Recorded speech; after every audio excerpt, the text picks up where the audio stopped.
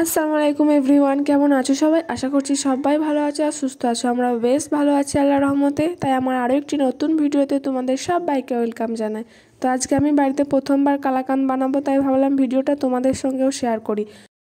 তবে দুঃখের বিষয় একটাই যে আমি ভিডিওটা আগে একবার আপলোড করেছিলাম, তবে আমাকে সেটা আমার একটা ভুলের জন্য ডিলিট করে দিতে হয়েছে। যারা আমার ডেইলি ভিউয়ার্স তারা নিশ্চয়ই জানবে যে আমি ভিডিওটা আপলোড করেছিলাম। তবে সেই ভিডিওতে আমি ভালো করে সব কিছু শেয়ার করতে পেরেছিলাম, এটাতে হয়তো পারবো না, কারণ কিছু কিছু ক্লিপ আমি ডিলিট করে দিয়েছি। তো তার জন্য আমি আর এখন সেগুলো শেয়ার করতে পারছি না তোমাদের সঙ্গে।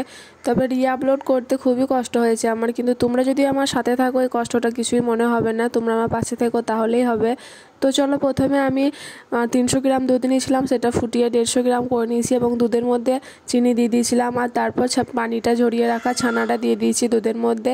আর মিষ্টিটা একটু দেখে নিয়েছি হয়েছে নাকি, মিষ্টি যদি কম হয় পরে আবার দেওয়া যাবে। তো আমার মিষ্টিটা একটু কম হয়েছিল, সেই জন্য আমি পরে আবার দিয়ে দিলাম। আর এর সঙ্গে দিয়ে দিলাম 1 প্যাকেট 10 টাকা প্যাকেটের আমুল দুধ। তো তোমরা চাইলে বেশি দিতে পারো, আমি 1 প্যাকেটই দিয়েছি।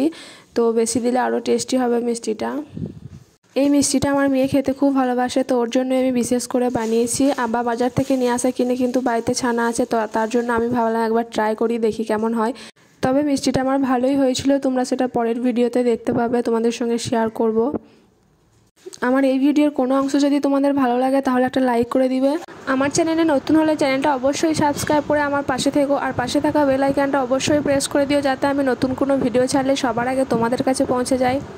আর আমার খুব খারাপ লাগছে যে আমি ভিডিওটা তোমাদের সঙ্গে পুরোটা শেয়ার করতে পারলাম না, তার জন্য আমি দুঃখিত। তো তোমরা চাইলে বাড়িতে ট্রাই করতে পারো, এটা বানানো খুব একটা টাফ না। তবে আমি ভালোই বানিয়েছিলাম, খুব একটা খারাপ হয়নি, ভালোই হয়েছিল। তো সেটা আমি তোমাদের সঙ্গে কালকে শেয়ার করব, পরের ভিডিও তোমরা দেখতে পাবে। তো তোমাদের কালাকাঁদ কার কার খেতে ভালো লাগে অবশ্যই কমেন্টে জানিও। আমার তো বেশ ভালো লাগে। তো আজ ফার্স্ট টাইম আমি বাড়িতে কালাকাঁদ বানাচ্ছি, আগে কখনো বানাইনি, দোকানের কেনাগুলোই খেয়েছি, তবে আজকেই প্রথম বানাচ্ছি। তোমরা চাইলে বাড়িতে ট্রাই করতে পারো। তো আমার কালাকাঁদ বানানো হয়ে গেছে, এখন আমি ওটা থালার মধ্যে ঢেলে নিচ্ছি। তো প্রথমে এই থালাটাই নিয়েছিলাম, তো এই থালাটা অনেকটা বড়, কালাকাঁদ অল্পই হবে, এটা কী বলবো, ছানাটা অল্প ছিল, তার জন্য আমি অল্পই বানিয়েছি। তো এই থালাটাই প্রথমে নিয়েছিলাম, তো আমার মনে হলো মিষ্টিগুলো খুব পাতলা হবে, কাটা হবে না ভালো, তো তার জন্য আমি পরে আবার একটা অন্য থালায় ঢেলে নিয়েছিলাম। তো তারপর আমি আজকে ফ্রিজে রেখে দেবো এবং কালকে বের করে তারপর তোমাদের সঙ্গে শেয়ার করব। তো আজকের ভিডিও কেমন লেগেছে অবশ্যই কমেন্ট করে জানিও, যদি ভালো লাগে একটা লাইক করে দিও, আর আমার পাশে থেকো। আর সবাই ভালো থেকো, সুস্থ থেকো, সাবধানে থেকো, অন্যকে ভালো রেখো, নিজেরাও ভালো থেকো। আল্লাহ হাফেজ, আসসালামু আলাইকুম।